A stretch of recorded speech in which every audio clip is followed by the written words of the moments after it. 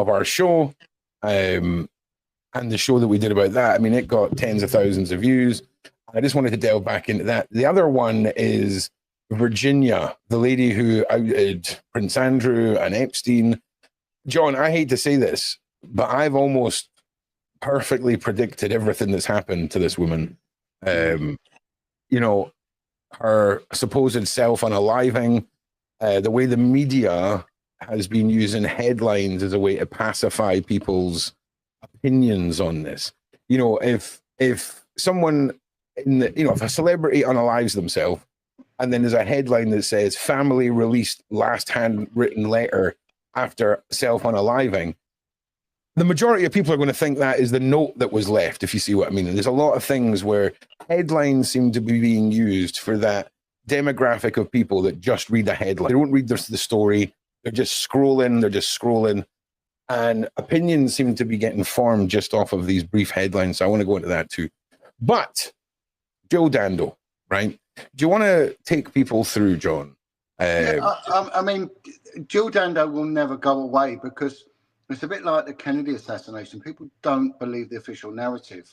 And we have mentioned this before. And there's patterns. What you got when you investigate, you've got to look at patterns. And profilers, what they do is they look at patterns. Geographical patterns, behavioral scientists look at behavior patterns, narcissistic traits. They all go on a pattern. And the thing is that with people like what happened to Jill Dando, there is a pattern. It's a pattern emerging. We see the same thing. We see someone standing up and speaking out against tyranny, speaking out against abuse of children, organised groups doing it, well-placed groups doing it, and then we look at a murder, but then we look at who gets convicted, and we saw First, before you go into that, John, just to clarify, Jill Dando was about to expose something, right? She was on the cusp of something. There's this whole theory that maybe she was about to blow the lid on Savile, right? Or something along those lines. And then she is, unalived on her front doorstep. Yeah.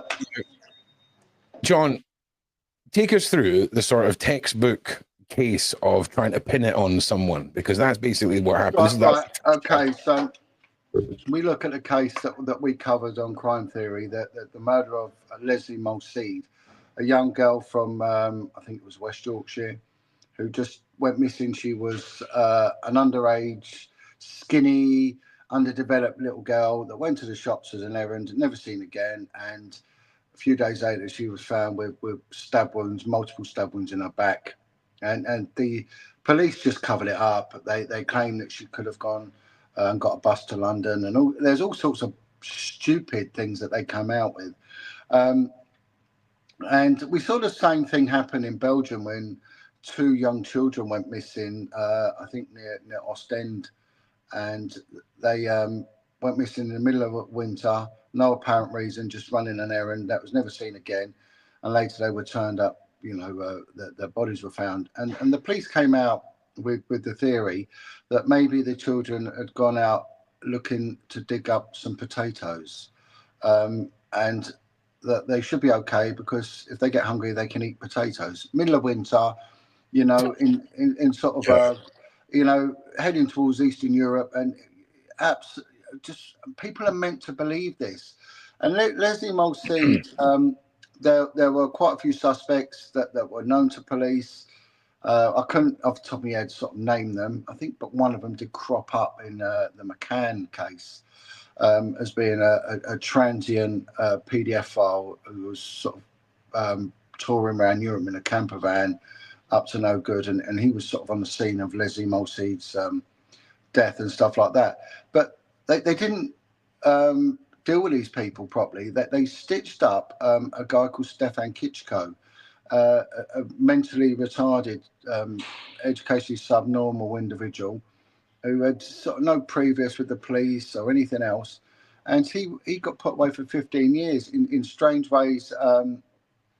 If you're booted, he got put away in strange ways in prison for 15 years and was physically and mentally abused and tortured for near enough every single day of his false incarceration. But what happened was that the officer that orchestrated Klitschko's arrest and conviction was moved under a cloud and put in charge of the Yorkshire Ripper inquiry, which again he screwed that up. And there's a fantastic dramatisation based on this called Red Riding, and anyone. Right. It's on Film 4 made it. Anyone who wants to know how satanic networks exist, how they're organised, how cover-ups are orchestrated, please watch Red Riding. It's a trilogy, and it's. Bear with me 1 second. Of course, mate. No problems. All right, guys. While you do that, John, if you guys can make sure you like and subscribe, give us some shares. John's channel is listed in the description below. Please make sure that you use it. At the end of today's stream, there's going to be a very large update for those who have been following the movement and the case that I've been working on. There is a sentencing happening on Wednesday and a very important piece of content concerning a human transportation family, some convictions, and some absolutely evil monsters. You know the type of people we're talking about. I need your help to spread this word. Make sure you're still here at the end. Yeah. Sorry about that. Some lovely Indian neighbour brought down some beautiful food for me. So nice. Anyway, just some nice people about there. So let me get centred again. And we see the same algorithm of a cover-up with Dando when they wrongfully convicted. I think he's applied for about, I think, a £1.6 million compensation award, which is yet to be proven in the High Court. And that's of Barry George, a.k.a. Barry Bulsara. And again, wrongfully convicted. We saw the same thing with Colin Stagg, who was stitched up for the murder of Rachel Nickel on Wimbledon Common, when the police had good information that actually a guy called Robert Napper, who was in the frame for the murder of another woman, similar circumstance, called Jacqueline Blissett. And Robert Napper went to the police station and said, "I've done another one. There is another one I've done."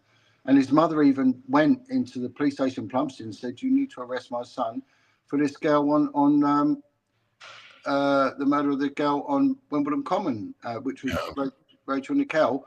And they didn't. They went and pursued Colin Stagg. And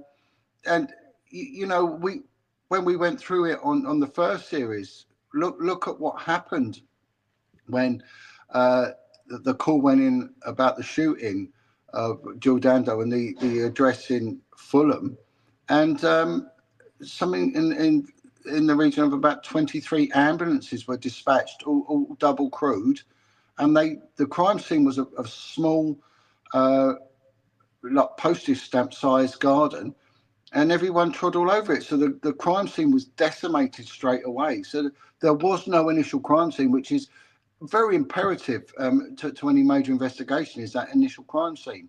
And that was gone, that was finished. Now, what all these bizarre things, and we're told that they're just oversights, they're just quirk of fates, nothing to see, move on. But when you put it all together, it stinks. I say to people, right, I got an analogy, women, if your husband gets a new job and he doesn't really drink, and then he starts drinking, and he comes home and he's late, and then he's late the next week, and then it goes on to 2 nights a week, and then he starts smelling a perfume. At what point are you going to turn around and say, "This stinks, you're lying to me, what's going on?" It wouldn't take long.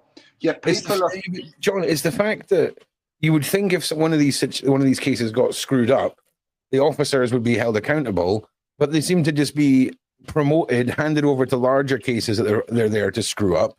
It's an orchestrated ploy. There's no other way around it. There's no other way around it. Well, this is one of the things. Funny enough, I did have a chat with Maggie Oliver the other day, and she's pushing for this new inquiry, and I sort of disagreed. We've known each other for many years, and we do have these discussions. I said, no, I think there should be an investigation, not an inquiry. And I think what they should be doing is looking for offences of malfeasance. Who were the decision makers? Who actually made these decisions? Not the officers that are ordered to carry this out on an action. Not them. Who actually signed this off? who dispatched the people, who were the decision makers, and who was overseeing them, and then start bringing them in and investigate them and start seeing patterns. Have they done this before? Have they been in charge of major inquiries where there's been many question marks? I mean, look, the Metropolitan Police has got a unit that no one really knows about. And funny enough, they used to be attached to the fraud squad for some reason, but their nickname was the Celebrity Squad.